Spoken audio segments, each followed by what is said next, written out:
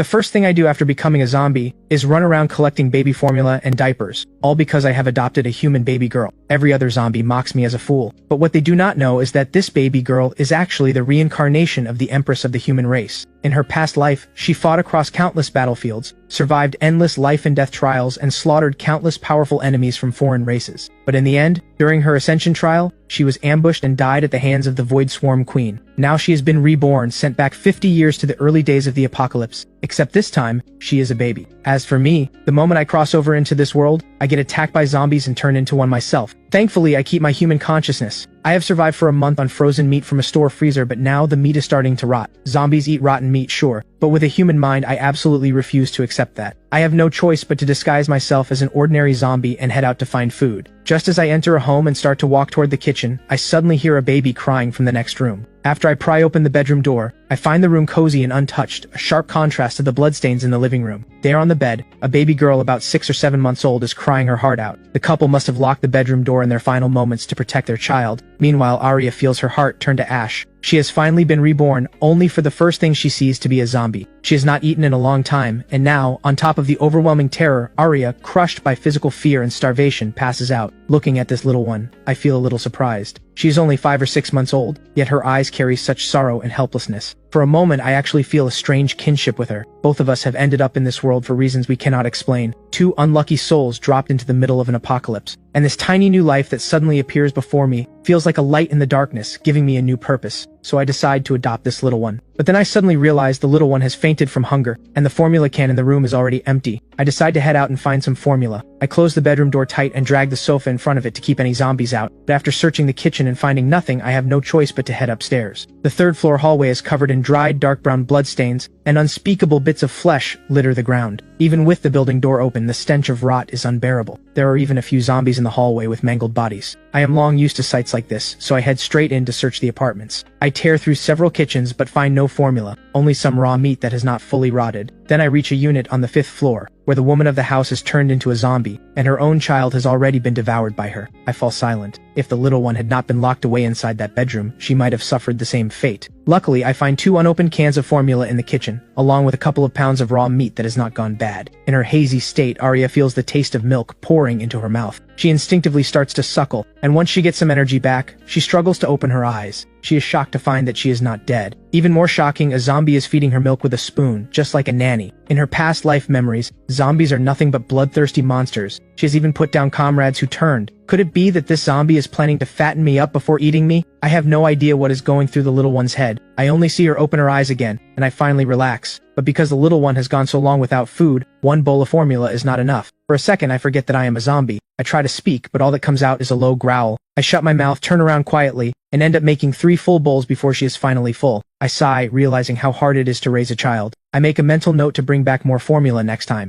Thankfully, sealed formula lasts a long time, so I do not have to worry about it going bad. After eating her fill, Arya lies back in the crib, satisfied. But she still finds this situation absurd. The aura coming from this zombie clearly belongs to a freshly turned, low-level Tier 1 zombie, the kind that should have 0 intelligence. She cannot wrap her head around what is happening. But as an empress who has survived countless brushes with death, Arya slowly calms down. Fear still lingers in her heart, but she figures that even if this zombie really plans to eat her, at least she will die on a full stomach, so she stops worrying so much. After days of starvation and terror, her nerves finally relax, and she drifts into a deep sleep. Watching her sleeping face, I cannot help but smile. This is the first time I have felt peace and warmth here, but leaving a baby who is only a few months old where she is, means certain death, so I decide to take her with me. This is an old 7-story residential building. The 2nd floor where she is now is not safe, but the 7th floor at the top is much safer. Maybe because the complex is so old there are not many zombies around, but the ones that are here are starving. I cannot risk parading around with the little one. So I take a crowbar, sneak up behind each zombie on the way, and easily smash their heads in, taking out every threat along the path. Once the little one is settled, I take a shower and change into clean clothes. Aside from the gruesome wounds, I now look almost human. But the most important thing is that I find a full set of baby supplies in the apartment. A family must have fled in panic when the outbreak hit, leaving everything behind. Maybe because I have been moving around so much lately, my limbs, which were stiff after I turned, feel a lot more coordinated now. I can even make simple human gestures. I find it strange, but I do not dwell on it. All my thoughts are on Arya. Just as I pick up a diaper and get ready to change her, a shocking thought flashes through Arya's mind. If my feeding her only confused her before, then the fact that I know how to change a diaper is enough to convince her that I have kept my human consciousness. When she replays the details of our first encounter, she realizes I am nothing like the other zombies. I turn doorknobs, use a crowbar to pry open doors, and even mix formula and feed her.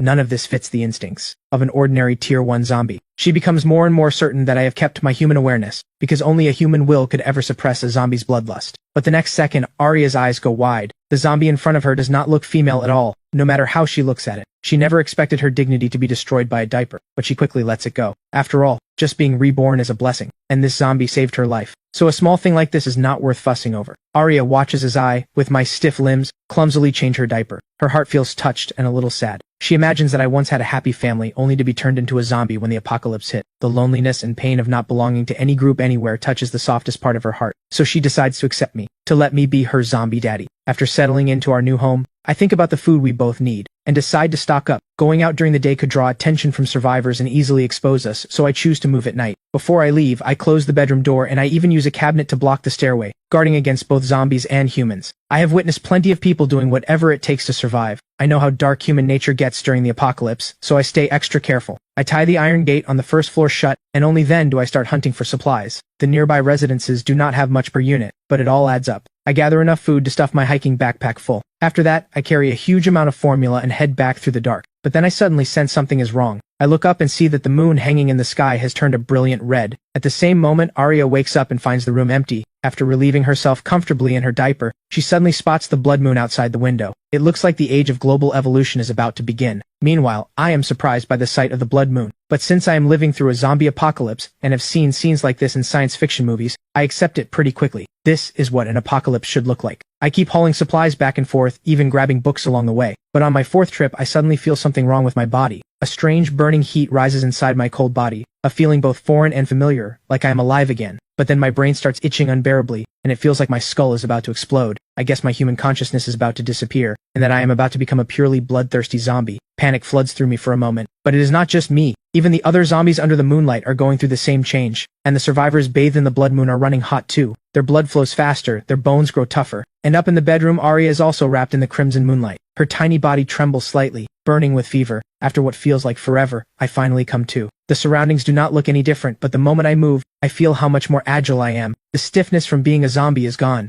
To my amazement, the black veins across my skin have faded, hair has grown back on my head, and even the zombies wandering the streets look different. The horrifying, twisted faces now look somewhat human. A quiet thrill rises in my chest. This world is more than I thought. As I walk past a zombie, a strange feeling washes over me. I sense a thin thread linking me to that zombie. It startles me so much that I think I am hallucinating. But then I realize I have actually gained a special ability. I can send my thoughts down the thread and into the zombie, like controlling a puppet. When I focus harder, the connection grows even stronger, and I succeed in making the zombie perform complex actions. I name this ability Puppet Control. After testing it again and again, I find that I can only control 2 zombies at the same time for now, and if they get too far away, my commands lose accuracy. I think this is tied to my mental power. I name the zombies I control puppets. When I start feeling a bit tired, I suddenly remember that Arya is home alone. So I have 2 puppets carry the supplies on their backs and rush back to the complex with me. I have to say, zombies are born workhorses. They do not need food or water, and they do not ask for a paycheck. Meanwhile, after the blood moon baptism, Arya wakes from her deep sleep. As a flood of information rushes into her mind, her eyes fill with excitement. Unlike the talent she awakened in her past life, this time she has actually awakened telekinesis, the power to move objects with her mind. And what amazes her most is that she has also recovered her past life ability of time manipulation. Both of these talents have the potential to make her a top-tier powerhouse. In her past life, she rose to the throne of Empress with time manipulation alone. And now, in this life, she has awakened dual talents, perfect for both attack and defense. After Arya tries using her powers, her baby body is too weak to keep up. Within moments, her head starts pounding with sharp pain and exhaustion. Even though her mental power is still very weak now, she remains full of hope for the future. She believes that, as she grows, her strength will far exceed what she had in her past life. She even starts to imagine one day defeating the Void Swarm Queen who killed her. Suddenly, sounds come from outside. Arya guesses that her zombie daddy has returned. Now she cannot help but wonder, would a zombie with human consciousness also awaken special abilities after the baptism, just like a human? When I see that the cabinet in the hallway is undisturbed, I let out a sigh of relief. This is the first time since arriving in this world that I have felt something to truly worry about. I push the cabinet aside and rush into the bedroom, where I find Arya awake, watching me quietly. Even though I have never even dated anyone in my life, in this moment I actually feel what it is like to be a dad. I then walk into the kitchen, but with the water and power out, I can only use bottled water to mix the formula for the little one. As I stir the formula, Arya is studying her zombie daddy. She notices I have changed, but only a little. I look a bit more human now. This is not like any zombie evolution type she remembers. In her past life, zombies had many evolution types, such as the tank zombie, whose body grows massive and tough, like a battlefield tank, a nightmare for any survivor. She had high hopes for me, a special zombie, hoping I would evolve dramatically after the baptism, because in this apocalypse, strength is the key to survival. But seeing how little I have changed, she cannot help feeling disappointed. So Araya quietly makes up her mind. When she grows up, she will have the strength to protect me. She knows that without me, being reborn as a baby would have meant certain death in this apocalypse. She always repays kindness, and this is a debt beyond words. You raised me and I will care for you, is not just an empty saying to her. She also knows the main ways zombies evolve. The biggest one is by devouring living creatures. The other is by taking the crystal cores from the brains of other zombies. Any unique zombie that awakens supernatural abilities, no matter the type, will form a crystal core inside its head. She is confident that with the advantage of her rebirth, she can hunt down crystal cores and help me evolve into a higher tier zombie. By then, I will be able to speak, and my body will look more human. While I have no clue what is going through the little one's head, I just see her staring at me with those wide eyes, and I find it hilarious. I cannot speak, but I gesture to her, trying to tell her that I have brought back toys, and even a stack of old textbooks for her. I suddenly realize I have not given Arya a name yet. After thinking about it, since we live on the 7th floor, I decide to call her 7, a nickname to help us remember the warm moments in our little home on the 7th floor. I am happy with the supplies I gathered in one night. I think we have enough to last me and 7 a long time. Given how unpredictable the apocalypse is, I decide to lay low and observe for a while before going out again. I walk into the living room and pick up a steel cleaver about half a meter long. I have no idea what the previous owner of this home did for a living, but they actually own such a long, razor-sharp blade. I have never learned any sword techniques, but with the raw power of a zombie body, I can swing the cleaver smoothly. I think back to moves I have seen in martial arts novels and movies, and start practicing them in the living room. With a blade in hand, I can easily take on several enemies at once. While I am training, Arya, after resting for a while, starts working on her talents again. For her newly awakened telekinesis, she focuses her mind on a silver needle on the nightstand, and even though her control is still slow, the needle starts to glide through the air. Just like that, time flies by,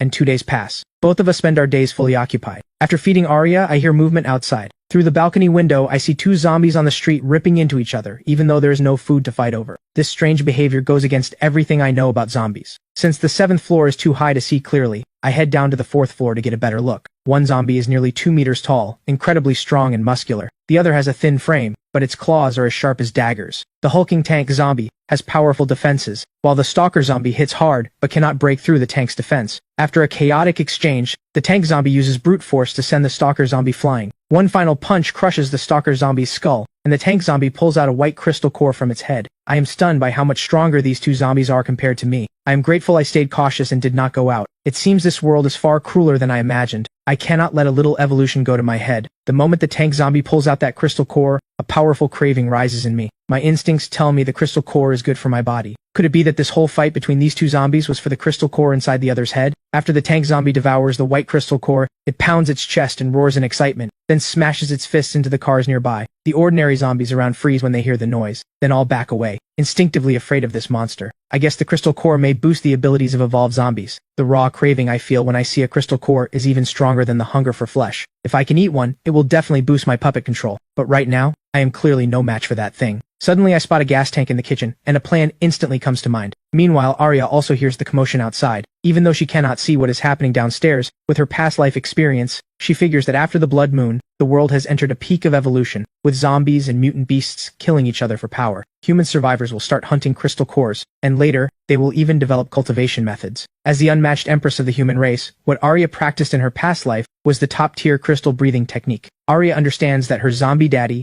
as an ordinary tier 1 zombie, will struggle to survive in this apocalypse. She has to grow stronger fast to protect both of us. Even as a baby, she can still practice the crystal breathing technique, drawing in the energy particles that now fill the air after the blood moon. As she starts the technique, her tiny body trembles, and energy particles slowly flow into her. Arya feels grateful for her rebirth, that she can practice the crystal breathing technique even in the early days of the apocalypse. A flood of energy particles enters her body, strengthening her bones and reinforcing her weak telekinesis. When I return from downstairs and walk into the bedroom, I see her trembling. I think she has caught a cold and quickly pull a blanket over her. Arya, jolted awake, finds my worried face a little funny, but she also feels the warmth of fatherly love from her zombie daddy. In her past life, she grew up in an orphanage, learning hard lessons about people. This is the first time she has ever felt a father's love. Seeing that little 7 is fine, she starts thinking about how to take care of the zombie outside. A ticking bomb like that needs to be dealt with quickly. At dusk I send out puppet number 1, controlled by my mind, to provoke the tank zombie that is digesting the crystal core inside a storefront. The puppet hits the tank with a flower pot, then turns and runs, successfully luring it into a shop I have already rigged with gas tanks. The moment puppet number 1 runs into the shop, the tank zombie charges, its huge body smashing right through the entrance and crushing my puppet to pieces. Then puppet number 2 slams the door shut and uses a lighter to ignite the gas tanks. The tank zombie, hit by the explosion head-on, unleashes scream after scream of agony from inside the fire. By the time he stumbles out of the shop, he collapses face first at the entrance. After the explosion, I pull my consciousness out of the puppet just in time. Watching the giant zombie lying scorched at the doorway, I wait over 10 minutes to make sure it is truly dead before working up the nerve to approach. Up close, I see the zombie is burned beyond recognition, its body badly destroyed. I swing my cleaver and put a lot of effort into cracking open the back of its skull. Inside, I find a crystal core that is white with a tint of crimson. The pull from this core is even stronger than the pure white one I saw earlier. From what I can tell, a pure white crystal core forms when an already evolved zombie devours other zombies, and this crimson-tinted one is clearly a level above that. As more zombies are drawn in by the firelight, I tuck the core away and pick out 2 zombies with intact limbs to be my new puppets. Back at the complex, I station the new puppets at the entrance to keep watch, then head up to the 3rd floor. Once I am sure it is safe, I cannot hold back my craving for the crystal core any longer, and I swallow it whole. As the crystal core refines my body, my skin shifts even closer to a human form. Beyond looking better, my strength and agility both improve a little too.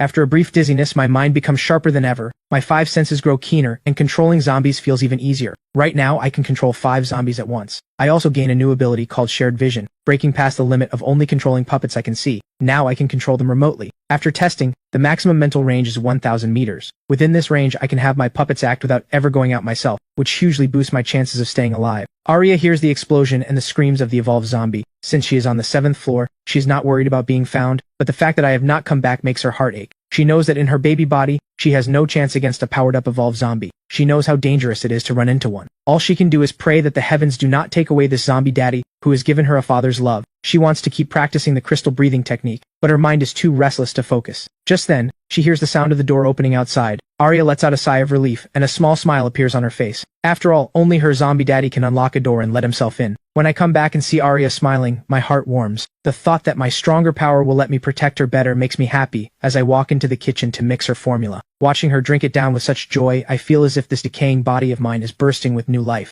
Over the next 2 days after my power-up, I use telekinesis to control my puppets to gather supplies nearby, turning the lower floors into storage rooms. Besides baby supplies and food, I also find many tools useful against zombies. Even though my days are basically the same routine, I feel deeply fulfilled, because I can clearly feel my power growing stronger. Arya spends her days doing nothing but drinking formula and practicing the crystal breathing technique. She sometimes hears faint sounds from the living room, and thinking back to the strange events 2 days ago, she guesses that I have already run into a mutant zombie with special powers. She knows how strong evolved zombies are. Their presence and combat power far exceed those of ordinary zombies. And ordinary zombies in this new world sit at the bottom of the food chain, facing threats from human survivors, other zombies, and mutant beasts on every side. She feels touched that even in such a tough spot, I have not given up on taking care of her. Thinking about how humanity tends to break down during the apocalypse, she realizes how rare and precious it is that her zombie daddy has held on to the light of his humanity. After many days of practice, her telekinesis has grown much stronger. She can now launch silver needles at incredible speed. Combined with time manipulation, she is confident she can take down enemies in complete silence. But she is not satisfied with this. To survive in the apocalypse, she needs to grow even stronger. At the same time, while I have my puppets out searching the surrounding buildings for supplies, I find an apartment where the previous owner was probably a martial arts enthusiast. They have left behind many combat textbooks, full of close-quarters fighting techniques. My own body, enhanced by zombie evolution, is now stronger than an ordinary person. With my body no longer stiff, I can learn and perform complex combat moves with ease. Zombie attacks are crude and savage, but the modern fighting techniques that humans have developed are far more scientific and effective. Even though my evolution is not focused on close combat, I believe that scientific fighting skills can close the gap in physical ability, and I can take advantage of the fact that zombies do not fear being bitten to use weapons with maximum efficiency. After grasping some fighting fundamentals and training, I bring my puppets up to the 6th floor living room. Once I release my mental control, they become my sparring partners. After all, a zombie that knows martial arts is unstoppable. But after some real practice, I realize that just relying on theory and self-study is nowhere near enough for real combat situations. Only actual fighting can truly sharpen the sense of distance, reading the opponent's moves, and quick judgment. These are the most important skills. After repeated training, my fighting improves noticeably. I can now easily handle a head-on attack from an ordinary zombie. I have gone from a complete beginner to a fighter with real skill, and I find that I can multitask, training in combat while controlling my puppets to search for supplies, using shared vision to keep an eye on the surroundings. Just then I spot two zombies looting on the third floor of Building 1 in the Sunshine residential complex, and then a blood-red figure suddenly appears. Its speed is terrifying. If not for the traces left on the ground, I would have thought my eyes were playing tricks on me. I have my puppets track the blood-red figure, and a few minutes later I finally get a clear look at this zombie. Its appearance is horrifying. Its skin is peeling off, its teeth and tongue are grotesquely warped, and all four limbs have mutated into beast-like claws. It can no longer stand upright and can only move on all fours, but it possesses unmatched speed and explosive power, able to scale walls and ceilings with ease. Facing this blood-red zombie, my puppets are terrified. The zombie moves so fast that it instantly takes out both of my puppets in a flash. What on earth is this monster? Even after my consciousness returns to my own body, my heart is still pounding. After the blood moon, some zombies have evolved abilities beyond imagination. My current strength is nowhere near enough to match it. Even with all 5 puppets together, we could be wiped out in an instant. All I can do now is hope this blood-red zombie does not come to Building 5 where I am. After that, I do not waste any time. Every day, I spar with zombies to build up my strength. A week later, in the 6th floor living room, facing 3 muscular zombies attacking me at once, I move nimbly in the tight space and find the right moments to take them down quickly with my own techniques. While practicing my fighting skills, I have my puppets keep watch on the movements of evolved zombies while they search for supplies. A monster like the blood-red zombie is too dangerous to provoke without enough power, but ones like the giant tank zombie and the stalker zombie I saw before are easier to handle. Through these past few days of experimenting, I have figured out that crystal cores almost always come from the brains of evolved zombies. Meanwhile, up in the 7th floor bedroom, baby Arya, who at first got exhausted just moving a silver needle, can now lift her tiny baby body 1 or 2 centimeters off the bed. For humans, flying through the sky is a dream everyone shares. Arya cannot do that yet, but after all this practice, she has finally gained some ability to protect herself in the apocalypse. What she does not know is that if any of the large survivor camps found out about her, they would all rush to recruit her. A baby who can levitate her own body is a stunning achievement. After finishing combat training on the 6th floor, I have my puppets clean up the dismembered zombies. Just as I am about to head upstairs to feed 7, one of the puppets out scavenging for supplies sends me a new discovery.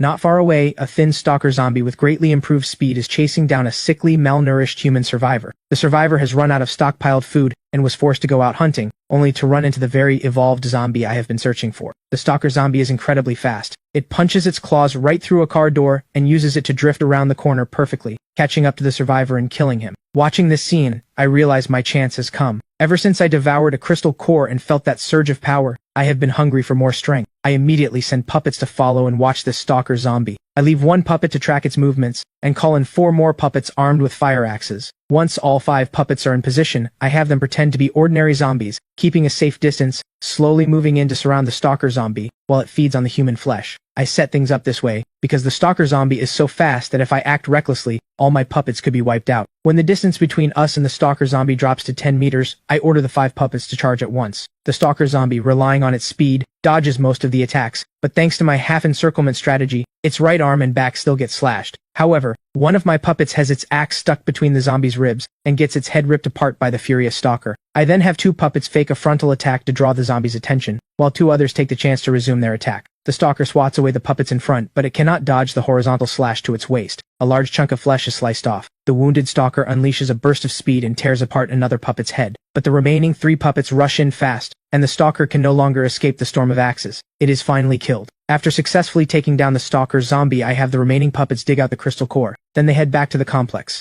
Once back, I station the puppets to guard the building entrance, and carry the crystal core up to the 6th floor. I see that this core is the same as the one I devoured before, a white crystal core with a tint of crimson. It looks like this stalker zombie has also devoured a crystal core before. I swallow it down, and once again feel a massive surge of energy wash through my body. By the time it is over, my power has improved significantly. I can now control 10 zombies at once, and my maximum control range has reached 3,000 meters. Riding the high of my new strength, I pick out 10 zombies with sturdy limbs from the local horde, and arm them with fire axes, forming an imposing zombie squad. Looking at this squad, I am full of confidence. I start imagining building a massive zombie army, dominating the battlefield with my powerful telekinesis and countless puppets. I even decide my strategy will be a Zerg rush, but I have not forgotten the terrifying blood-red monster in Building 1. After my recent fight with the stalker zombie, the monster seems even more terrifying by comparison. Even with 10 puppets, I know too little about it to guarantee victory. I decide to wait a few more days before sending puppets to scout it out, so I can learn its true strength. This monster is like a ticking time bomb that I cannot get out of my head. Over the next 3 days, I turn the 6th floor into a training room. Sparring with zombies, I find that my physical abilities have improved across the board after evolving. I nod with satisfaction. This body of mine finally looks like one that belongs to an apocalypse survivor.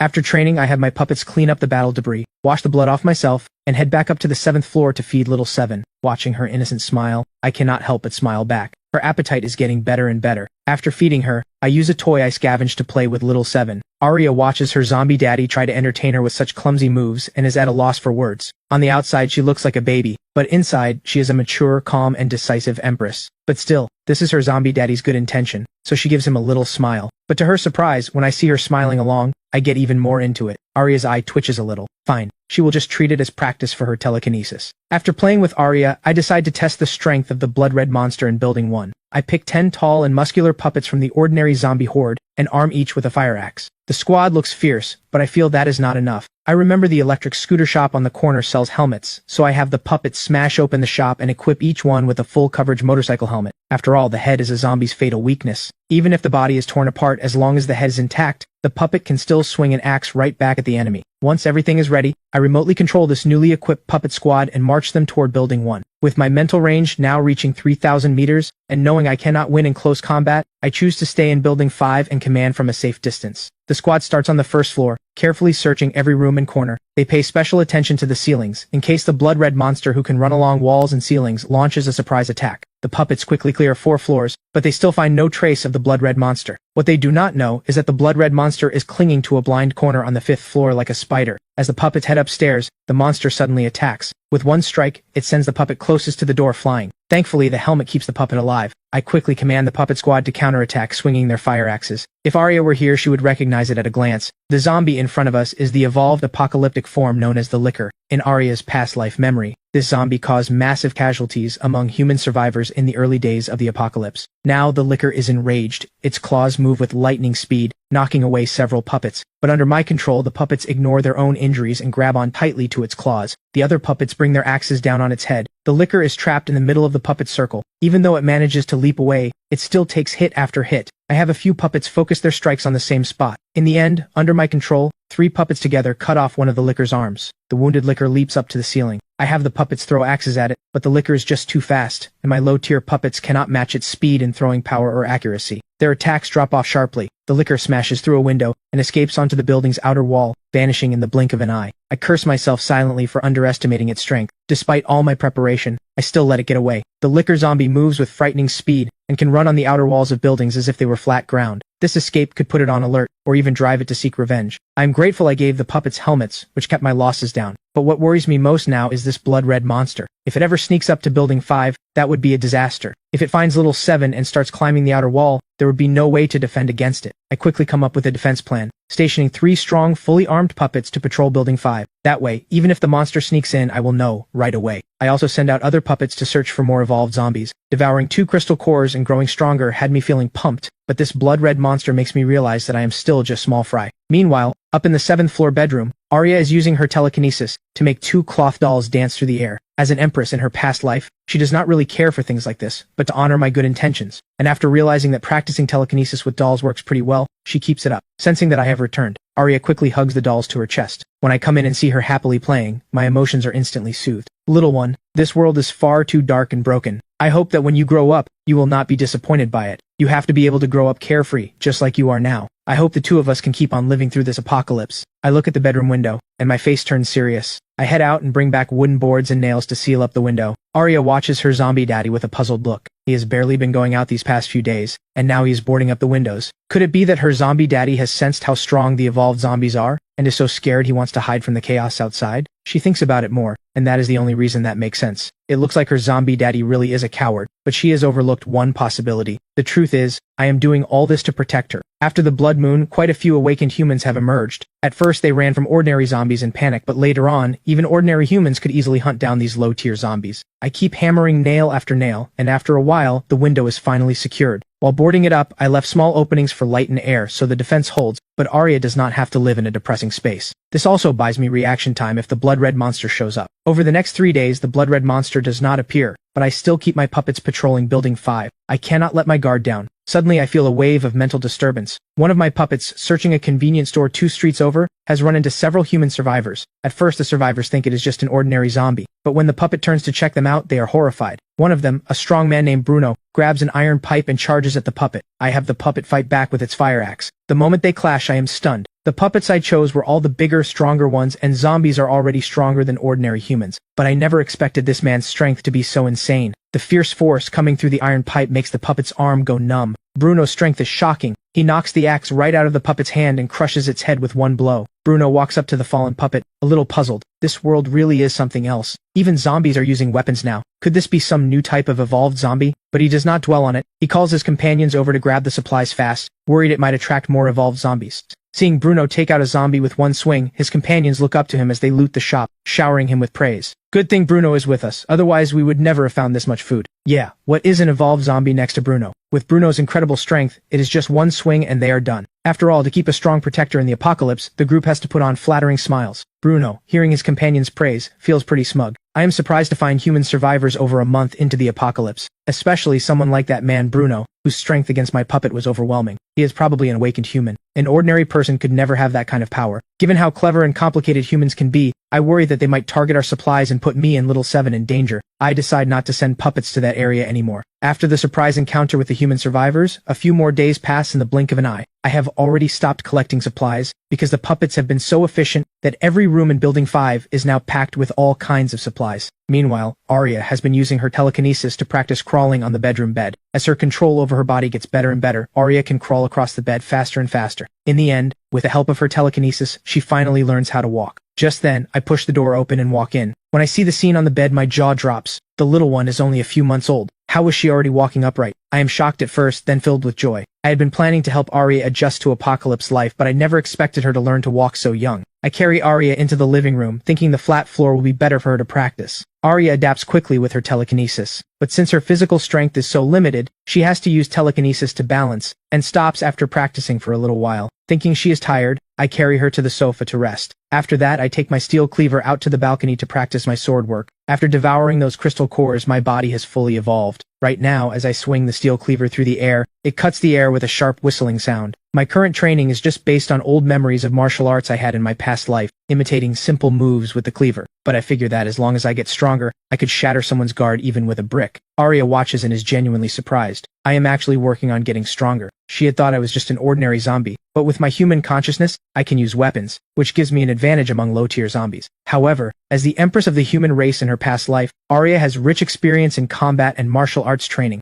She thinks the sword work I am practicing is honestly terrible. If I were to run into any opponent with decent skills, her zombie daddy would be killed in an instant. Meanwhile, when I see Arya staring at me, I mistakenly think she is impressed by my sword work. Feeling rather pleased with myself, I swing even harder. Over the next few days, I let Little Seven move freely in the 6th floor living room. Because I have been training there so often, the 6th floor is more spacious and bright, much better than the 7th floor bedroom with its boarded-up windows. I practice my sword work and combat skills on the balcony, while Arya practices walking in the living room, secretly training her telekinesis at the same time. With my company, the little one's steps grow steadier every day. She really is a prodigy. But deep down, Arya's sense of urgency keeps growing. After the Blood Moon mutation, zombies and mutant beasts are evolving like crazy. Ordinary zombies like me will sooner or later have no place left to survive, so she has to grow up fast. At the very least, she cannot be a burden in this apocalypse. While we are both improving in our own ways, a furious roar suddenly comes from outside. My focus snaps to it, and I immediately switch to my puppet's view. Down on the green strip of the complex, 2 mutated zombies are locked in a fierce battle. One is a tank zombie nearly 2.5 meters tall. Its swinging fists create whirlwinds, and each punch slams a deep crater into the ground. The other is the licker I saw before, crouched on all fours, moving with terrifying speed. Its sharp claws are like curved blades. The 2 powerful evolved zombies are locked in a brutal stalemate. My heart races with excitement. This is a golden opportunity. 2 evolved zombies appearing at the same time, wearing each other down. As long as I wait for them to take each other down, I can swoop in and claim the rewards. I head straight out the door and go downstairs to assemble my puppet squad. Arya hears the noise outside and is at a loss for words. She does not know I have the ability to control puppets. She thinks I am about to go fight evolved zombies head-on, but she still cannot move freely yet, so all she can do is pray quietly inside. As I head downstairs, I start calling in all of my puppets. 10 fully armed puppets quietly approach the green strip. After a long, vicious fight, the 2 zombies have finally worn each other out. The blood-red monster has torn off one of the tank zombie's arms, and the tank zombie finally falls dead. The blood-red monster wins, but barely. Just as it is about to take the crystal core, my puppet squad suddenly surrounds it. The blood-red monster lets out a furious roar, trying to scare off the puppets, but the ones I am controlling are unaffected by its pressure. The puppets swing their fire axes in mindless attacks. Out in the open, the monster loses its advantage of running on walls. While it hesitates, it ends up surrounded in the middle. The crystal cores from both evolved zombies are now mine. I am thrilled. I have my puppets quickly return to the complex. Both crystal cores are mostly red, clearly showing that these zombies have devoured many others. Back on the third floor, I cannot wait any longer and swallow both crystal cores at once. The energy this time far surpasses anything before, but the most critical change is in my mind. A terrifying flood of mental power rushes into my head, pushing far past what I can handle. I do not last long before I pass out. Up on the 7th floor, Arya is so anxious she is rolling around on the sofa. With no sign of me for so long, she has completely given up hope. She thinks I died at the hands of the evolved zombies. Poor zombie daddy, why could you not just wait for me a little longer? Just as she is grieving, the door lock clicks. Arya's head snaps up, and a smile instantly spreads across her face. She jumps off the sofa and toddles over to me, wobbling all the way. Daddy! I freeze, struck like I've been hit by lightning, unable to move. Little 7 just called me daddy. I have lived 2 lives, never even dated a girlfriend, and suddenly someone is calling me daddy. The strange thrill of it leaves me at a loss for what to do. Arya is stunned too. She was just too excited and she could not hold back what was on her mind. The word slipped out before she could stop it, but she quickly relaxes. After all, with her past life soul, speaking has never been a problem for her. She just has not practiced using her voice since being reborn. As for me, none of this even crosses my mind. All I can think is that little 7 is an absolute prodigy. She learned to speak all by herself. I let out 2 excited low growls to show my joy, but I cannot form words. After this evolution is complete, the number of puppets I can control has increased to 30, and my mental range has reached a stunning 8,000 meters. With this kind of power, I immediately start expanding my army. Meanwhile, after eating her fill, Arya is no longer willing to drink formula. She opens her mouth, showing me 2 rows of tiny baby teeth, telling me she does not want milk anymore. For a moment, I feel embarrassed. I do not even know these things as well as little 7 does. So I run down to the 6th floor, start a fire, and cook some rice porridge. I add formula powder and mash it into a paste. The little one takes the spoon and starts feeding herself, even complaining that I am clumsy. Daddy, let me just do it myself. Watching her eat with such delight, my heart is full of emotion. Little 7 has finally grown up. After my power-up, a bold idea pops into my head. Can I control evolved zombies? The chance comes very soon. One of my puppets spots a lone tank zombie a few thousand meters away. I have my puppets disguise themselves as ordinary zombies and slowly approach. Within 100 meters, I unleash my mental power. The mental defense of an evolved zombie is indeed stronger than that of an ordinary one. I feel clear resistance, but my evolved telekinesis is even more powerful. I quickly break through its defense and turn it into one of my puppets. I name him Hulk. This guy is incredibly muscular, his arms thick as cages. I grab 2 massive iron hammers from a hardware store, each weighing over 100 pounds, and give them to him. When he swings them, the air howls.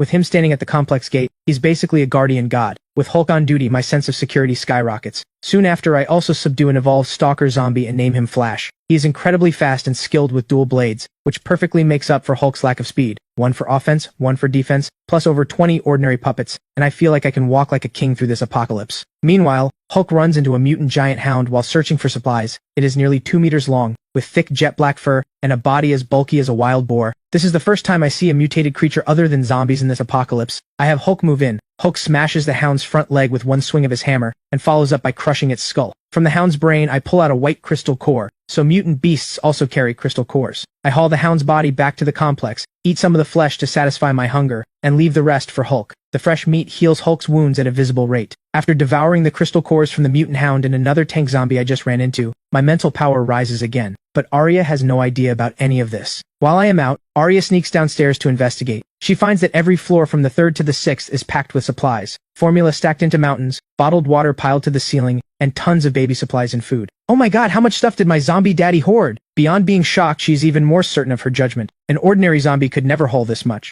She guesses it must be some kind of burrowing ability, moving through the ground to transport things fast. When she reaches the 1st floor balcony and sees Hulk standing at the door with his twin hammers, she is even more convinced. Daddy must use burrowing to come and go. In reality, Hulk is just a puppet I am controlling, but Arya does not know that. She secretly decides that once she is strong enough, she will take out this giant first to clear the path for Daddy. She also digs up the property contract and learns that she is in Riverhaven City. She quickly searches her past life memory. Riverhaven City had 2 famous powerhouses. One was a policewoman with 9 resurrections, known as the 9 Lives Reaper. The other was a mutated white bear who wielded the power of lightning, known as Thunder Roar. If she can recruit the 9 Lives Reaper before she fully grows into her power, it will be a massive boost in the future. Not long after, a military helicopter flies over the city and drops leaflets. The Riverhaven military has set up a survivor base outside the city. I glance at it and toss it aside. I am a zombie. A human base has nothing to do with me. Arya gives a cold smile and crumples the leaflet. In her past life, she lived in a survivor base. It was full of darkness and injustice. Compared to staying with those scheming humans, she would rather stay with her zombie daddy. While I keep growing stronger, a policewoman named Selena from the nearby station leads a few colleagues to the Sunshine residential complex to find a truck. She wants to drive the truck and lead the survivors out of the city, but at the entrance she runs into Hulk. Selena picks up a stone and throws it at Hulk, hoping to lure him away. When that gets no reaction, she pulls out her pistol and fires a shot. The moment I see her aim a gun at Hulk, I get furious. No matter your reason, shoot at my puppet and you die. I have Hulk raise his hammer to block the bullet, then swing his arm and hurl the massive hammer straight at Selena. She never expects a zombie to throw a hammer. She cannot dodge in time. The hammer crushes her, killing her on the spot. The other officers who entered the complex are all wiped out by my puppets too. I take a few police pistols and ammo from their bodies, but late that night, something bizarre happens. Selena's corpse actually comes back to life in a flash of crimson light. Her crushed, broken body is restored, and her strength is doubled. Watching this through Hulk's eyes, I am stunned. What the hell? This policewoman just came back from the dead. Selena herself is just as confused. She checks her body and finds not a single wound. Her strength and speed have soared. She realizes she might be awakened with the power to resurrect after death. The next day, Selena comes back with more people, this time with even more fully armed officers. I am furious. I spared this woman last time and she dares to come back and provoke me again. This time I have 3 evolved zombies surround her, but after her resurrection her power has exploded. She can actually move freely through the attacks of all 3. I have a puppet gunner open fire, but she manages to dodge most of the bullets. In the end I find a chance and kill her again. This time I smash her to pieces to make sure, but that very night she comes back again and her strength has doubled once more. You have got to be kidding me. This woman is hacking the game. I am speechless. She comes back every time she dies, and she gets stronger each time. What is worse, there is a hidden awakened secretly helping Selena. Every time my attack is about to land on her, some strange force freezes it for a full second. The hidden force can even make bullets curve in midair. That hidden awakened is actually Arya. She had figured out earlier that there seemed to be a zombie king in the complex secretly controlling all the zombies. So she used Mind Whisper, a secret technique, to team up with Selena, disguising herself as a mysterious master called the Shadow. Together, they plan to kill the zombie king.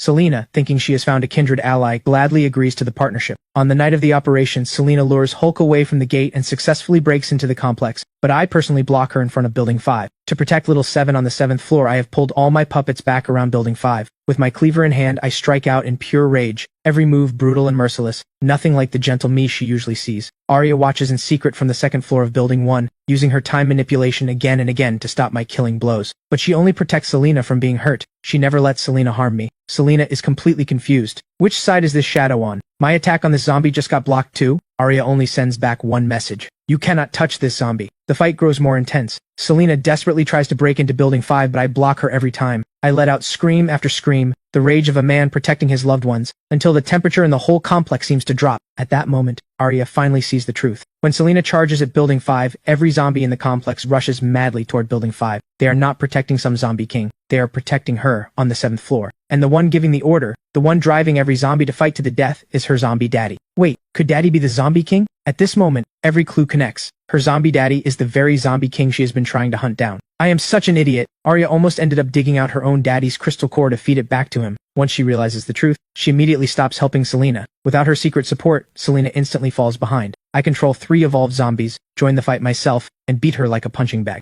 Shadow, you really screwed me over. That is Selena's last thought before she blacks out. After I knock her out, I write a note and toss it to her. Stay alive. If you die, everyone at your station dies with you. Selena, with her bleeding heart kindness, finally caves. She cannot bring herself to let others die because of her. The days that follow grow quieter. Every day I spar with Flash to sharpen my combat skills. I also bring back a learning tablet and flashcards for Little 7. The little one grows at an amazing pace. She can already read, write, and do arithmetic. I think my daughter has the makings of a true genius. Arya, meanwhile, pretends to learn from the tablet, babbling out baby sounds. Inside, she is completely fed up. In her past life, she made it into graduate school at a top university. Now she has to relearn baby-level education. At the same time, every day when I am out, she sneaks downstairs to chat with Selena. They get along surprisingly well. Selena has no defenses against this innocent, adorable little girl, and tells her everything about herself. Arya, meanwhile, is secretly plotting how to recruit this 9 Lives Reaper. She knows Selena has the potential to break through to the Imperial realm someday. Winning her over would be a massive boost. I notice that Little 7 enjoys chatting with Selena, and I do not mind. After all, having a human to talk to is good for Little 7. I just make sure to lock Selena's iron chains tight every time, and assign Flash 1 to keep a close watch. Then one day, a puppet sends back new intel.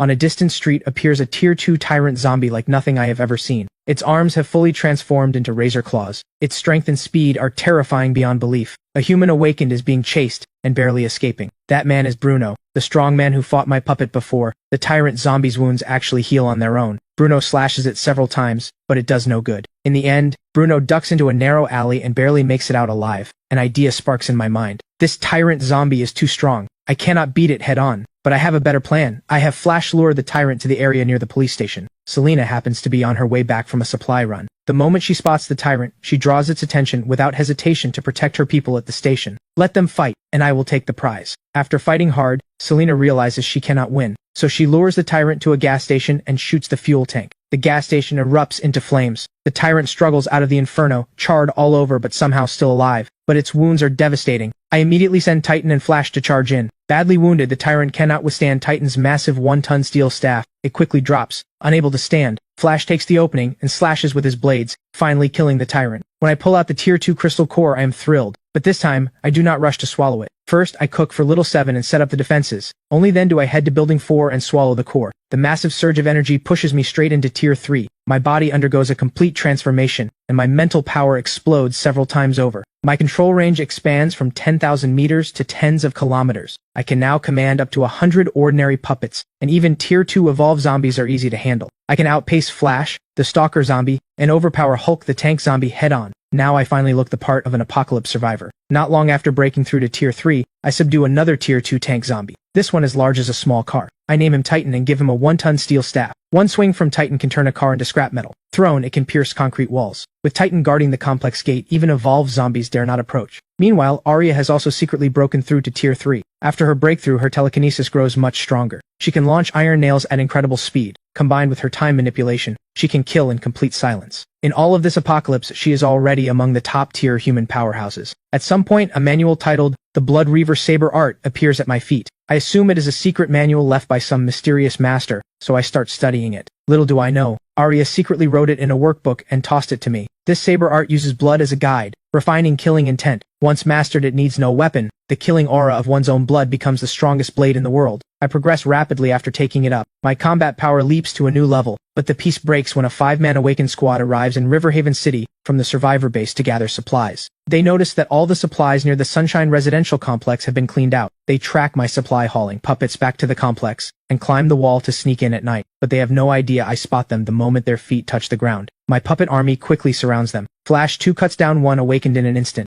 Hulk's twin hammers send 2 close combat awakened staggering back. In the middle of the chaos, I step in myself. With one horizontal slash from my newly trained Blood Reaver saber art, I cut the last fleeing awakened clean in half. From their bodies, I find IDs from the survivor base. I realize the human forces are growing faster than I expected. The Sunshine Complex will be exposed sooner or later. I decide to move. The target is Clearwater Farm on the outskirts. It is open, with farmable land far from human forces, and surrounded by plenty of zombies to keep my army growing. Most importantly, it gives Little 7 a better place to grow up. Little 7 cannot stay locked away in a concrete tower forever. She needs sunlight, fresh air, and fresh vegetables. Speaking of vegetables, my heart aches for the little one. Her diet has been so monotonous for so long, just formula, fried rice, and porridge, day after day. Not even a single leaf of vegetables. Once we are at the farm, I can have my puppets till the fields and grow fresh produce for Little 7. Before we leave, there's one more thing I need to handle. Selena. Her resurrection ability is just too tricky, too dangerous to kill, too risky to keep, but since we are leaving anyway, I might as well just let her go and never see her again. I tell Little 7 my decision. She nods sweetly, then asks, will Selena be willing to come with us? I know in my heart, with Selena's personality, she cannot abandon the survivors at the station. She will not come. While I am not looking, Arya secretly slips a note into Selena's hand. Clearwater Farm. Before leaving, Selena asks Arya, do you still remember our promise? Arya smiles and says, if one day you find that this world is not as beautiful as you imagined, and you no longer want to protect everyone else, remember to come and protect me.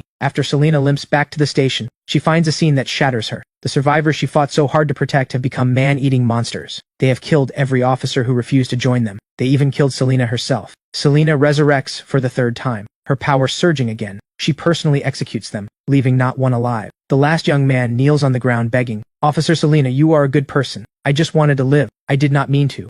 She turns to leave, but behind her comes the sound of a pistol being cocked. She lunges like lightning and breaks his ribs with one punch. Why? Why did you lie to me? Looking at the bodies all over the floor, Selena's heart turns to ash. She remembers Arya's words. What if those people are not worth protecting at all? Yes, are scum like this really worth protecting? Looking at the note in her hand that says Clearwater Farm, Selena takes one last look at the station she once planned to dedicate her life to, then turns and vanishes into the night. Little 7, I am coming for you. On the day of departure, 5 heavy trucks roll out of the Sunshine Residential Complex in a long convoy. The drivers are all zombies, and behind them follows an army of over 100 fully armed puppets. Zombies driving trucks makes the jaws of every survivor along the way drop to the floor. An awakened scavenging in a shop watches 5 heavy trucks roar past, each driven by a snarling zombie face. Am I hallucinating? Zombies are driving trucks now? Along the road, more evolved zombies are drawn to the convoy's noise. I take them all, adding them to my ranks with my telekinesis. My puppet army does not shrink. It keeps growing. As we pass near the Riverhaven Zoo, a Tier 2 mutant giant python with a fully golden body is coiled across the street, blocking the entire road. It is over 20 meters long,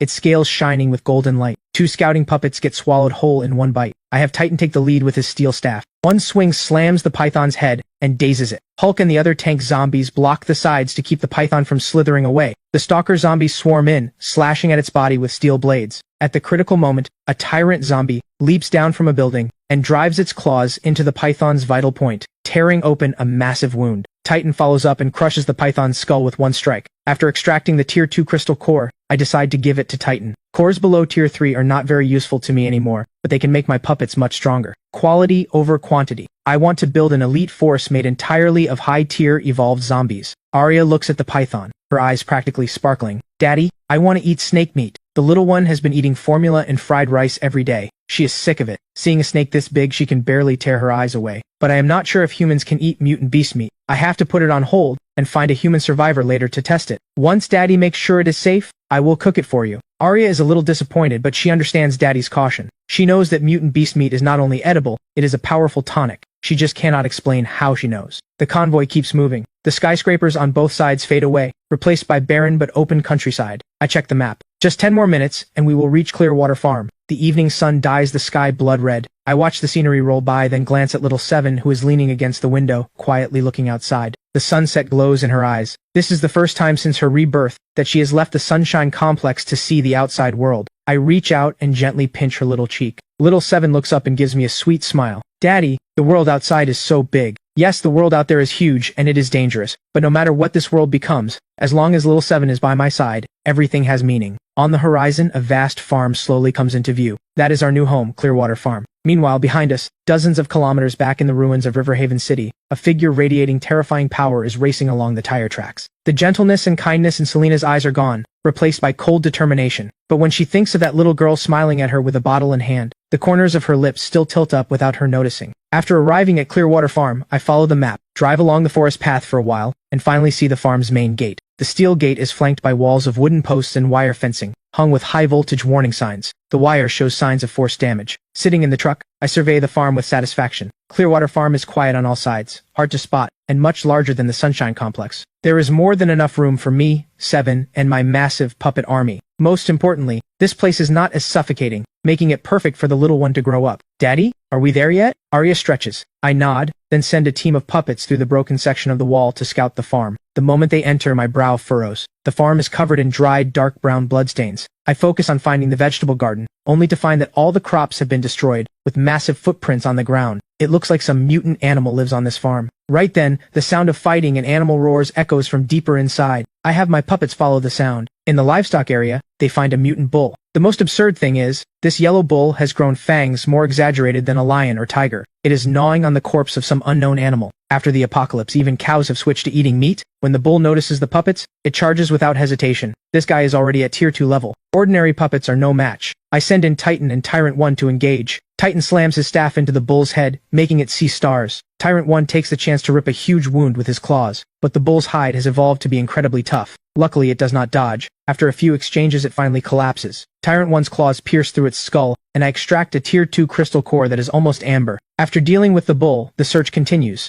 On the west side, by the fish pond, I notice a wide crawling trail along the shore. When my puppets approach the water, a giant turtle suddenly bursts out and bites off a puppet's ankle. That is one massive turtle. Its shell is incredibly hard. When a puppet punches it, the recoil snaps its wrist. I have no plans to kill it right now. I just stationed 2 puppets on the shore to keep it from coming up. A turtle that has lived 1,000 years. Once I confirm mutant beast meat is safe to eat, I will save it to nourish Seven. After searching the farm inside and out twice and confirming it is safe, I begin a thorough cleanup. Once the residential area is spotless, I take Seven's hand and lead her in. So this is where Daddy and I will live from now on? It really does look quite nice. Arya looks around curiously, her eyes full of anticipation. After moving in, my top priority is security. Titan stands at the south gate with his staff. Flash 1, 2 and 3 each lead a team of puppets to guard the other 3 sides. Hulk and Tyrant 1 stay close to protect 7. The whole farm becomes an iron cage that is nearly impossible to break into. Watching 7 sleep peacefully, my heart fills with pride. Sleep well, little 7. Clearwater Farm is our new home now. When 7 wakes up the next day, I have already made breakfast, with a plate of fresh fruit on the table. The orchard on the north side of the farm still has plenty of fruit hanging from the trees. 7's eyes light up, and she breathes in the fruity scent in pure bliss.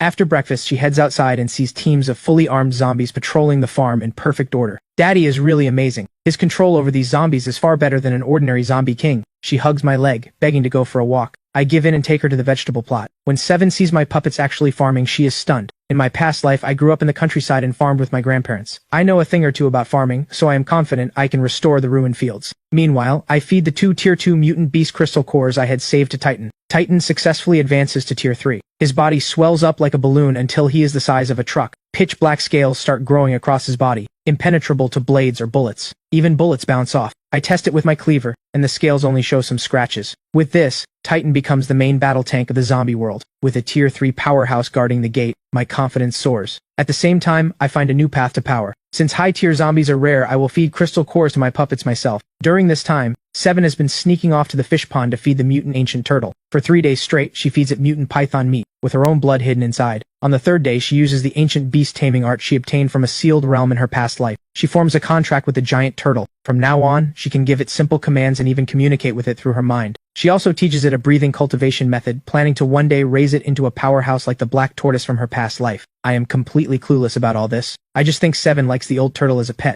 so I let her be. Next, I build 7 a small amusement park. I haul a carousel and other rides back from the city, and since there is no electricity, I have zombies push them by hand. When 7 sees it, she has no real interest in these kitty toys, but she knows it is Daddy's heart, so she plays along and pretends to be happy. But she never expected this. Having grown up as an orphan in her past life, she never had a carefree childhood. Now her inner child wakes up and she has the time of her life. As we chase each other on the carousel, if you ignore the puppets pushing it by hand, it would be such a heartwarming scene. But while Flash One was hauling the rides back and forth, an awakened named Leon, with the power of invisibility, was watching from the shadows. He followed Flash One's truck all the way to Clearwater Farm. What he sees inside shatters his worldview. In the end, he discovers a human little girl living among the zombies. He guesses 7 is the one controlling all of them. Greed takes over. He plans to take her hostage and seize the entire zombie army. When Leon sneaks invisibly into 7's bedroom, dagger raised to strike, he freezes in place. Arya has activated Time Stop. Then she leaps up and lands a hard slap that sends him flying. Then, using the soul vessel art she gained in her past life, she etches a crimson rune into his mind, taking complete control of his life and death. Do you want to die or do you want to live? Leon chooses to surrender without a moment's hesitation. Arya orders him to infiltrate the Riverhaven survivor base as a spy and report back regularly. I have no idea any of this is happening. I only see 7 playing happily on the farm every day. A few more days pass. While I am out in the city harvesting evolved zombies and stocking up on crystal cores, I unexpectedly run into Selena again on a nearby street. Damn it! How did this woman end up here too? It turns out, after the disaster at the police station, Selena chased after us, just to find 7.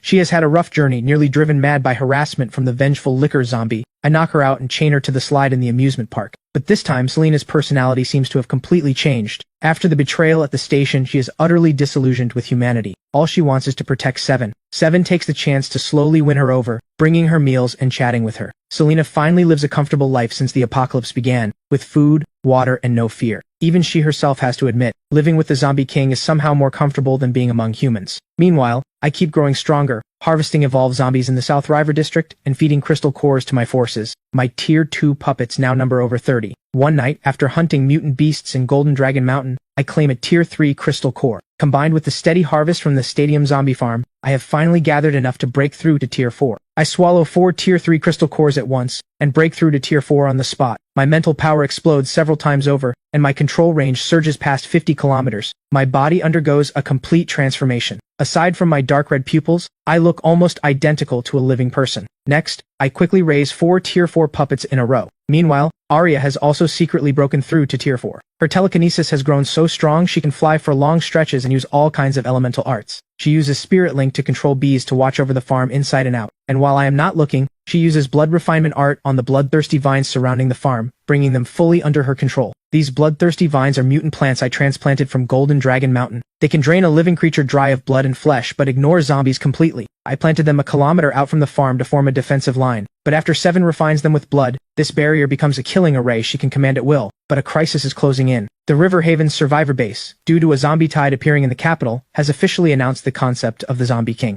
The earlier encounter by Wade's squad in the South River District has caught High Command's attention. They send a recon team made of invisibility users like Leon to investigate. When Arya senses Leon approaching, she flies out of the farm at night to meet him and orders him to report back that they found no Zombie King. But she also has him kill the squad captain who would not cooperate, and uses the soul vessel to control the other three. But Wade is incredibly sharp. Sensing something off about the recon team, he sets a trap and uses hypnosis during interrogation. The soul seal activates, and Leon and the other three drop dead on the spot. I knew it. Something was wrong. Beyond his shock, Wade is now even more certain that a Zombie King is hiding in the South River District. When the news reaches the top, the commander erupts in fury and orders 3 elite squads to head to the South River District for a capture mission. When Arya senses Leon and the others die, she feels the soul disturbance and knows their cover is blown. The storm is coming, but she stays calm. At her current power, as long as the humans do not deploy a full-scale military force, mere awakened squads are no match for her and Daddy. She throws all her energy into cultivation. Once she breaks through to Tier 5, even facing a human military armed with heavy weapons, she is confident she can handle them. As for me, I have no idea about all these undercurrents. I am still hunting mutant beasts in Golden Dragon Mountain, stockpiling crystal cores for my puppet army. The 3 elite squads land on the outskirts of the South River District. Wade is in command. Lance and Hayden, the 2 team captains, support him. Among them is an awakened with the codename Falcon, who can share vision with his contracted mutant Blackhawk. Falcon makes a discovery fast. Oh my god, a zombie really is driving. He sees an evolved zombie driving a truck through the district, hauling mutant beast flesh to the stadium to feed a horde of zombies. Wade makes a quick call. Stick with that truck. See where it goes. I have no clue. After my puppet finishes feeding the stadium zombies, it drives back to Clearwater Farm. Above the truck, the Black Hawk follows like a shadow. The Hawk trails the truck all the way to the outskirts of Clearwater Farm. Through the Hawk's eyes, Falcon takes in the full view of the farm. Found it. That zombie drove the truck into a farm on the outskirts.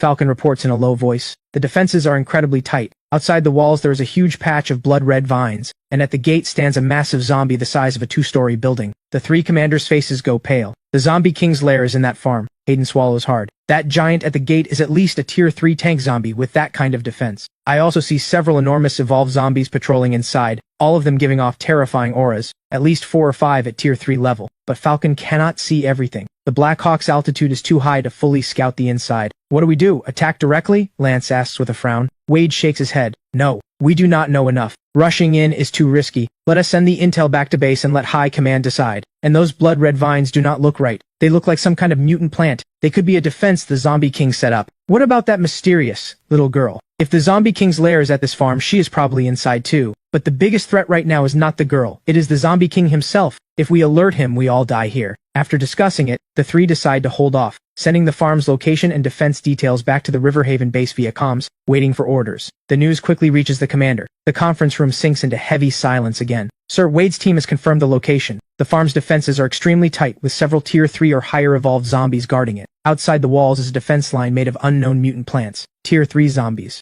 The commander frowns deeply. How many Tier 3 awakened do we have at the base right now? No more than 10, and they are scattered across different posts. We cannot pull them all out. The room falls silent. Everyone knows that with the base's current strength, storming a stronghold defended by multiple Tier 3 zombies gives them almost no chance of victory. We cannot force it. The commander finally makes the call. Step up surveillance, figure out the Zombie King's patterns and the upper limit of his power. At the same time, report to the capital and request reinforcements, and speed up training our own high-tier awakened. Before help arrives from the capital, absolutely do not tip him off. But what they do not know is Titan, the one standing at the farm gate, is already Tier 4. Including me, Clearwater Farm actually has 6 Tier 4 fighters, and they are still measuring me by Tier 3 standards. Inside Clearwater Farm, I finish a day of hunting, head home and make 7 a hearty dinner. 7 eats happily, smiling at me with rice on her cheek. Selena also obediently eats the food 7 brought her, sneaking glances at me as she eats. How did the Zombie King change again? If you do not look closely, he could pass as a living person. She is stunned. A wild guess pops into her mind. Could the Zombie King eventually evolve into a real human? That night, 7 suddenly comes to Selena. If humans came to fight my daddy, which side would you help? Selena is silent for a long time, giving no answer. 7 does not mind. As she turns to leave, she says, "Fine, there is no point talking to you." Selena sits weakly on the bed, watching 7 walk away. Her thoughts churn.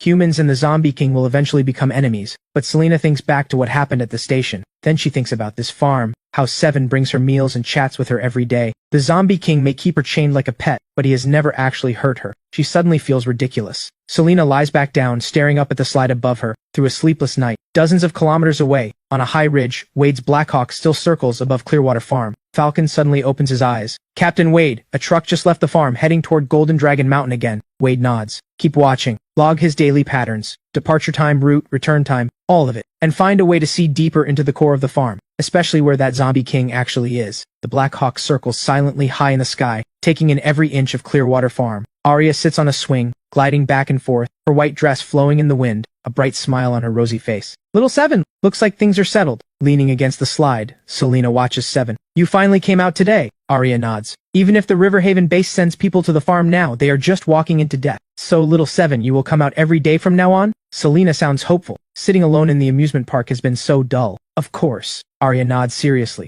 If she wants to recruit this 9 Lives Reaper, she has to build the bond. Selena suddenly says, I will help you and your daddy. Arya realizes this is Selena's answer to the question from the other day. The answer surprises her. Selena has always been loyal to the authorities, valuing the protection of survivors more than her own life. Why? Because I promised I would protect you. Selena speaks solemnly. She believes the Zombie King has human consciousness and has never slaughtered humans. With Little Seven to live for, the Zombie King is not aggressive. But if humans ever threaten Little Seven, no one knows if the Zombie King will go berserk. Meanwhile, the Black Hawk follows the truck all the way out of the South River district and over the farm on the outskirts. Through the Hawk's eyes, Falcon takes in the entire farm. But what shocks him most is a little girl swinging on a swing, with a human woman leaning against the slide, chatting with her. Captains, I found the mysterious little girl, and there is a human woman with her. When the news comes back, the 3 captains exchange looks. Wade says gravely, could it be this little girl is the Zombie King? Arya suddenly feels an uncomfortable sense of being watched. She quietly sends her telekinesis spreading out in waves, and detects a Black Hawk circling overhead. This is definitely not a wild mutant beast. It is an Awaken's contracted creature. Arya quickly figures it out. The Riverhaven base must have sent people again. She launches a telekinesis attack. An invisible arrow pierces the Black Hawk's brain. The hawk wobbles. Falcon thinks it is just exhaustion and quickly calls it back. Arya smiles knowingly. She then takes control of a sparrow and follows. The sparrow tracks them all the way to a ravine outside the city, where it finds the 3 captains. Through the sparrow, Arya overhears their entire plan for a night raid. What is most amusing to her is that these people think she is the Zombie King. After Arya's consciousness returns, she runs straight to me, pointing at the sky. Daddy, I just saw a flying person. A flying person? Could a human awakened have found the farm? After confirming with Little Seven, I am certain the farm has been exposed. With Awakened suddenly closing in, my mood turns grim. I immediately recall the entire puppet army. All 4 Tier 4 puppets gather near the residence to protect Seven. Selena senses something is off too. Little Seven, what is going on? What else could it be? Human Awakened are coming for trouble. Can you tell your daddy to unchain me? I can help too. Arya shakes her head with a smile. I do not need you yet. My daddy can handle it. Night falls. I sit in the living room with my eyes closed, focused, watching the farm inside and out through my puppet's eyes. In a forest 2 kilometers from the farm, the 3 awakened squads emerge. We are almost at the target. Stay sharp. Wade looks serious. On a branch nearby, a tiny bee is watching them. Here come the dead men walking. Arya's eyes flash with disdain. As the 3 squads approach the bloodthirsty vine wall, they crouch down to cut the vines. In an instant, the bloodthirsty vines spear through 3 of them and start devouring their blood and life force. Not good. Something is wrong with this wall. By the time Wade and the others react, 5 have already been pulled into the vines. In the chaos, more get impaled. Through my puppets, I have spotted the intruders too. Fine, if you want to die, I will help you out. I send the Tier 4 puppets out from the residence. Tyrant 1 and Titan charge first. Titan slams his staff down, shattering the lead Awakened along with his rock shield. Blaze 1 raises both hands, and a dozen massive fireballs rain down, exploding in the middle of the group. 4 slower Awakened are swallowed by the flames. The remaining 6 are blown backward, charred black. Burrower 1 then raises an earth wall, sealing the survivors inside. The wall closes in. Some try to climb over, only to be blown apart by a fireball from Blaze 1 waiting outside. Lance tries to escape over the wall in the chaos, only to be slammed into the dirt by a punch from Tyrant 1. Lance and the others, they are gone. But I did not notice that 1 Awakened, using a doppelganger ability, slipped away. Through the bloodthirsty vine's vision, Arya finds a body that was not consumed. We have a runner. Arya's brow furrows deeply. He must have escaped using a doppelganger ability, but her power has not been exposed, and they even think she is the Zombie King. This could give them a surprise in the next encounter. That night, Selena lies in bed, tossing and turning. A thought hits her. What if she could stop humans from attacking the Zombie King and make peace between the 2 sides? Cole returns with the devastating news that all 3 squads have been wiped out. The Zombie King has multiple Tier 4 evolved zombies, and there are demon vines that attack humans. Cole's voice trembles. As the news spreads, the commander immediately decides to call for reinforcements from the capital. Arya convinces me to unchain Selena. Selena asks to talk with me. In the living room, Selena gets straight to the point.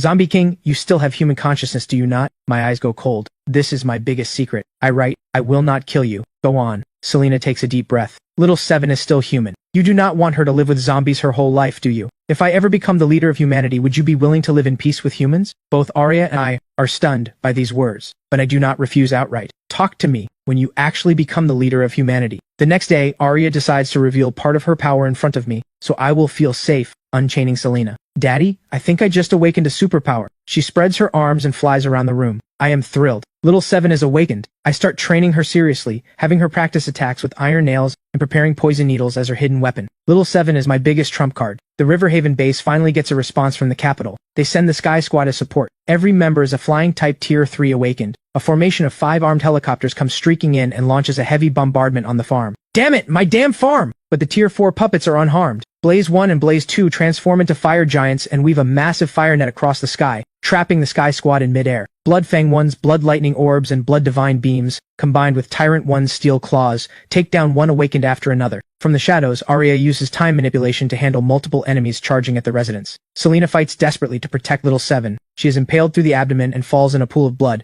but she quickly resurrects and rejoins the fight. The 3 elite squads plus the Sky Squad are wiped out with only Cole, with his doppelganger ability, escaping once again. The farm is left in ruins. I decide not to rebuild. This place is exposed. From now on, wherever Little Seven goes, that will be home. I write on paper. Selena chooses to stay and leave with us. After the convoy departs the farm, we head south, arriving in North Star City. I unleash a zombie tide and harvest evolved zombies, and wipe out the local Dragon Tiger gang. Marcus, the gang's second in command, and a flying awakened, escape and flee to the North Star base to inform on me. After I clear out every evolved zombie in North Star City, the convoy sets off again. After breaking through to Tier 5, my mental power explodes. My control range pushes past 50 kilometers. I can now command a massive force of Tier 4 puppets, with 3 Tier 5 puppets already under my control. But Highland City is a different story. Mutant beasts roam everywhere. I lead my puppet army through the city, hunting beasts on a massive scale, and harvesting countless crystal cores. After wiping out the Beast King cult that occupies Pale Moon Mountain, I loot their cave for supplies and vegetables. Before dying, the cult's enforcer mentions that their leader has gone to subdue a Tier 5 mutant beast. This puts me on high alert. Sure enough, Victor, the leader of the Beast King cult, comes knocking. Before the apocalypse, he was just a lone shark's enforcer. After awakening his beast-taming ability, he rose to power. His older sister was driven to her death by the powerful elite, so he plans to use the power of the mutant white bear to destroy Highland Base. We share a common enemy, let us join forces. Selena flatly refuses.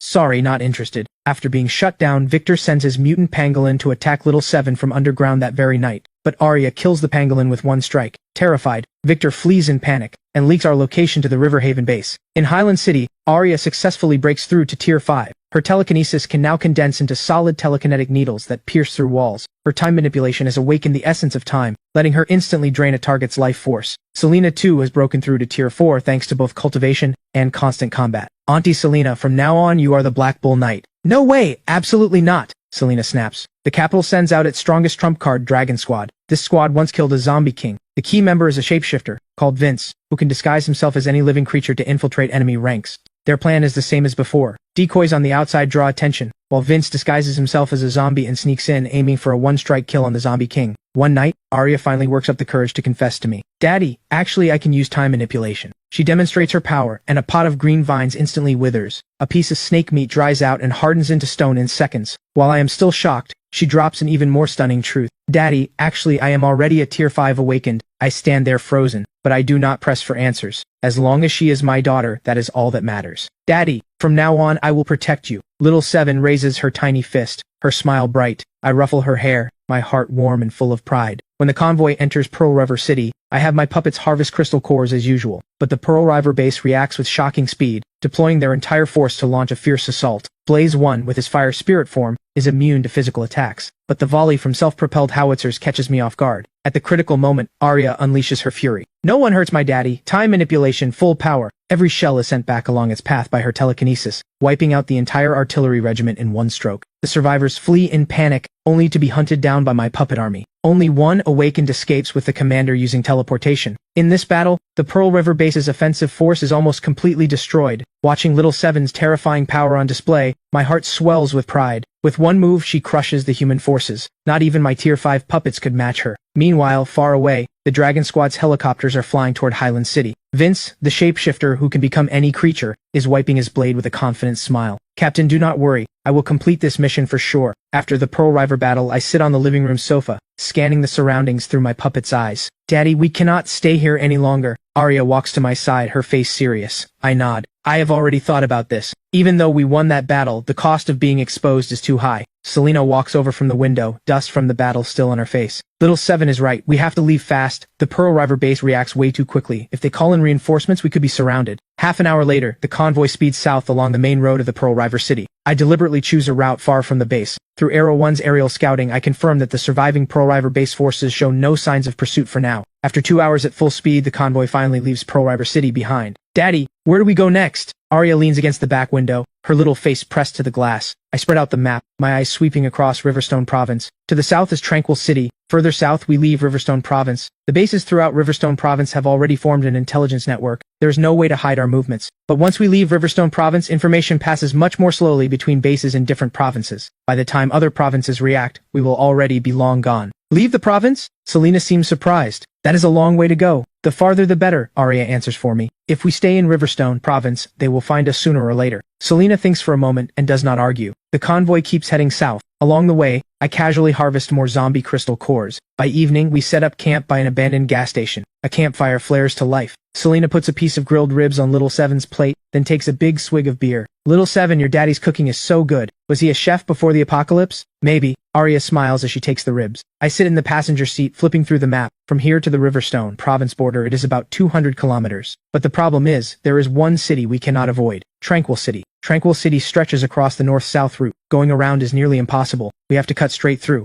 And Tranquil City definitely has a base. I frown. If the Pearl River base has already passed the word along, the Tranquil base may already be on full alert. When we try to cross the city, it could turn into another brutal fight. Arya seems to read my worry. She trots over, leans against the car window and peeks at the map. Daddy's thinking about Tranquil City? I nod. Do not worry, I am with you. She clenches her tiny fist, her eyes serious. This little one. I cannot help but smile, and reach out to pinch her cheek. But in this brief moment of peace, through Arrow 1's eyes, I catch sight of small black dots on the northern horizon, speeding toward us at high altitude. My expression goes cold. Those are not Pearl River base helicopters. Selena, gets 7 in the car. I toss a note to Selena. Without a word, she scoops up Arya and runs for the vehicle. Arya's eyes narrow. 3 helicopters, not from Pearl River. Selena's face changes too, but the helicopters circle a few kilometers to the north for a while, then disappear from view. I do not let my guard down. I send Arrow 1 to quietly follow them. Through Arrow 1's eyes, I see 7 heavily armed soldiers step out of the helicopters. The man at the front has a buzz cut. He gives off a Tier 4 aura. After the 7 step off, they set up camp on the spot. These guys mean business. They are either elite troops from a large base or sent by the capital. The thought of the capital tightens my chest. After I wiped out the Sky Squad at Clearwater Farm, this might be the capital's second trump card. I decide to hold back for now and keep Arrow 1 watching. At the same time, I have the convoy shut off their engines and hide in the dark. After the 7-man team sets up camp, they keep checking maps and documents. They are definitely on a mission. This is no coincidence. They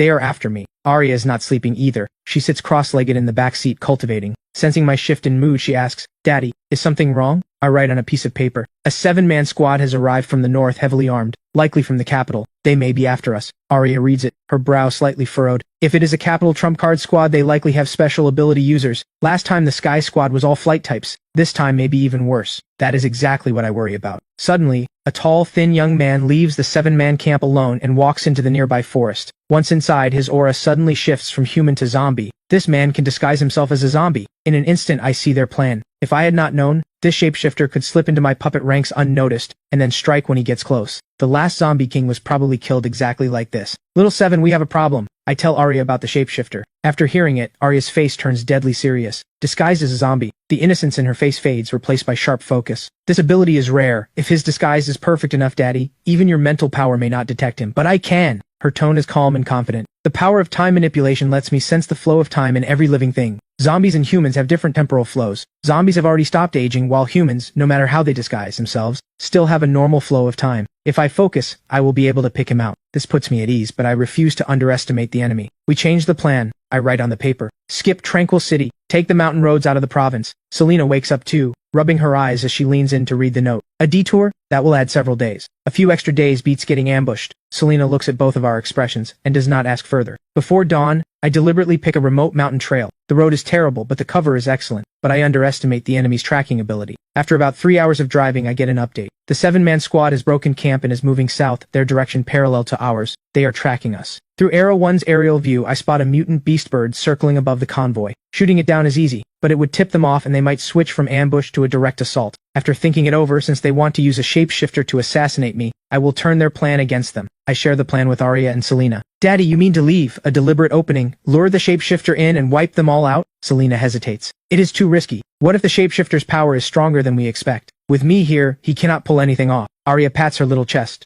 Selena looks at Seven, remembering the scene of her reversing every shell the night before, and silently shuts her mouth. According to the plan, the convoy stops at an open river valley by evening to set up camp. I deliberately deploy only a small number of puppets, hiding the high-tier ones in the surrounding forest. On the surface, the camp looks full of gaps in its defense. After nightfall, I sit by the campfire pretending to relax, but my mental power is fully extended. Arya lies in her tent, supposedly asleep, with time manipulation locked in sensing mode. Selena actually is asleep. At midnight, my mental power picks up something strange. On the camp's perimeter, an ordinary zombie is slowly approaching. His appearance is identical to other zombies, but his path is too deliberate. He slips past the patrolling puppets, moving through the gaps in defense toward the camp center. I do not give myself away, and keep pretending I notice nothing. The zombie gets closer and closer, until he reaches the edge of the camp. His eyes sweep around the campfire and finally lock onto me. With a short dagger in hand, he charges at me. The moment the shapeshifter is 5 meters from me, time freezes around him. Arya steps out of the tent, her face cold. Just as I thought, human, she says calmly. Zombies have no flow of time. His heart is still beating. I stand up and walk to the shapeshifter to examine him. His disguise, from appearance to aura, is nearly flawless. Without Arya's time manipulation, I might not have caught him in the first moment. The next instant, I unleash my mental power, sending the order for a full assault to the Tier 5 puppets hidden in the forest. Meanwhile, at the 7-man squad's temporary camp a few kilometers away, they instantly sense the overwhelming killing intent. Damn it! The scout is blown! The buzzcut leader Kane jumps up, his face twisting.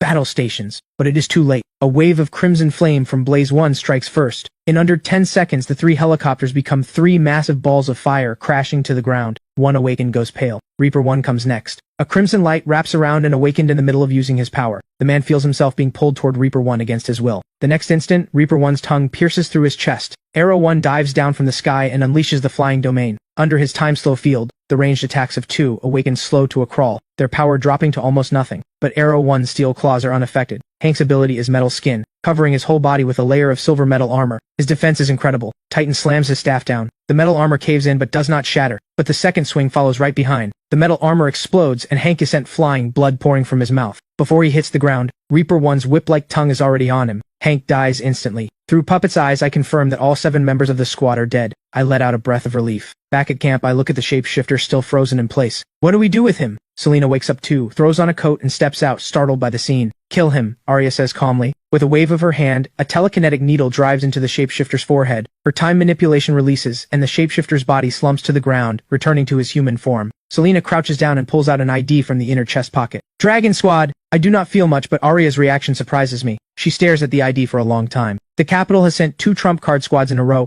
and both have been wiped out. Next time I doubt they will send a squad anymore. Then what will they send? An army. Arya looks up, her eyes deep and cold. Once the capital confirms both trump card squads are gone, Daddy, they will mark you as the highest level threat. From then on, the hunt will multiply. Because the loss of 2 trump card squads will only convince them more of the Zombie King's danger. They will not give up. They will go even harder. So we must leave the province as soon as possible. I write on the paper. That night, the convoy sets out immediately, with no more stops. I have Arrow 1 keep watch non-stop from above, making sure no pursuers are behind us. When we approach the outskirts of Tranquil City, I decide not to detour. I will cut straight through. A detour adds at least 5 days, and 5 more days in the wild means 5 more days of risk. While Tranquil City does have a base, the city itself is massive. As long as we take a route far from the base and move fast, the chance of detection is low. I extend my mental power ahead, bringing every zombie along the path under my control and clearing the way for the convoy. The entire convoy moves through the dark city streets without making a sound. The convoy makes it through most of Tranquil City. Ahead is the southern exit. At that moment, Arrow 1 sends back urgent intel. There is a military convoy at the southern overpass. Several armored vehicles and military trucks block the bridge, forming a roadblock.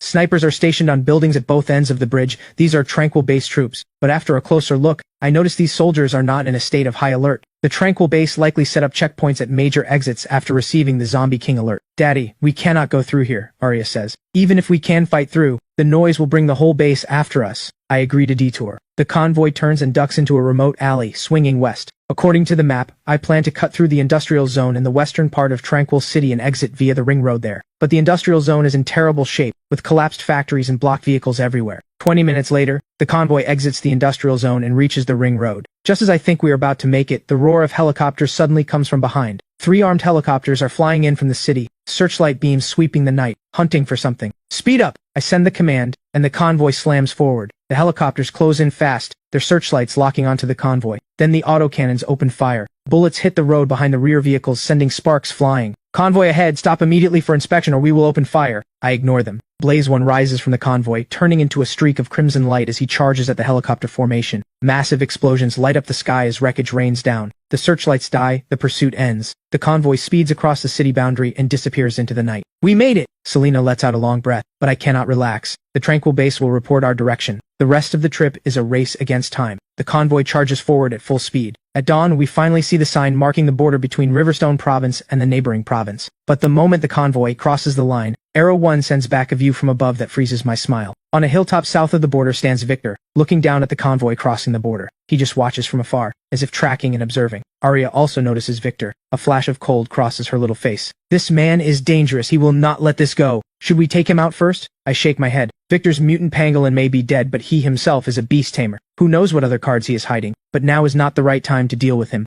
Once we are out of the province, we will figure it out. Move on now. I write. The convoy continues south, crossing into the neighboring province. After leaving Riverstone Province, the roads improve noticeably. The wide highways still have some blocked vehicles, but they are nothing compared to the rough mountain paths from before. 3 days later, we arrive at Skyhaven City in the neighboring province. Before the apocalypse, Skyhaven City was a metropolis with 3 million people. Now it has become zombie territory. But for me, this place is a massive treasure trove. 3 million people means a huge zombie population, which means tons of evolved zombies and crystal cores. Plus, this place is far from Riverstone Province, so news travels slowly here. For now, I do not have to worry about being hunted by human bases. Once the convoy enters Skyhaven City, I trigger the usual zombie tide to clear the surroundings, harvesting crystal core after crystal core. Arya uses the time to cultivate and to keep feeding her ancient turtle. After all these days of training, the turtle finally reaches tier 4. His shell is now large enough to set up a table and play cards on. Selena is not idle either. Every day she rides her mutant black bull Blackie out to hunt beasts. Her power grows steadily. She also keeps practicing the meridian forging art that Arya taught her. Her aura grows ever deeper. I use this time to expand my puppet army even further. By harvesting crystal cores from the zombies in Skyhaven City, I raise several more tier 4 puppets. With this kind of power, even taking on a mid-sized base head-on, I am confident. But all I want is a safe place where little Seven can grow up. Unfortunately, on the 5th night in Skyhaven City, through Arrow 1's aerial scouting, I spot a massive convoy moving in from the northwest. Dozens of military trucks, armored vehicles and tanks, escorted by 6 armed helicopters. In the center of the convoy are several command vehicles with special markings. Their direction points straight at Skyhaven City, so word still reach this place. My heart sinks. It seems the capital has expanded the Zombie King's wanted notice to the neighboring province. This force is likely the strike team assembled by the neighboring province's base after receiving the alert. But it is also possible that Victor leaked our location to this base. Either way, I cannot stay here. Selena is already used to this nomadic life. She silently begins to pack. Arya walks to the window, looking out at the quiet city streets. Daddy, we cannot keep running like this forever. I know she is right, but right now, what else can we do but run? One day we will not have to run anymore. Arya turns and gives me a smile. In that smile there is a calm and resolve far beyond her years. In the early hours of the morning, the convoy vanishes into the night of Skyhaven City, dozens of kilometers away. The massive military convoy keeps pushing forward. Inside the command vehicle, a stern middle-aged man is flipping through a document. The cover bears a red top-secret stamp. A single title stares back at him. The Zombie King Dossier. The man closes the file and turns his gaze toward the direction of Skyhaven City. This time you will not escape.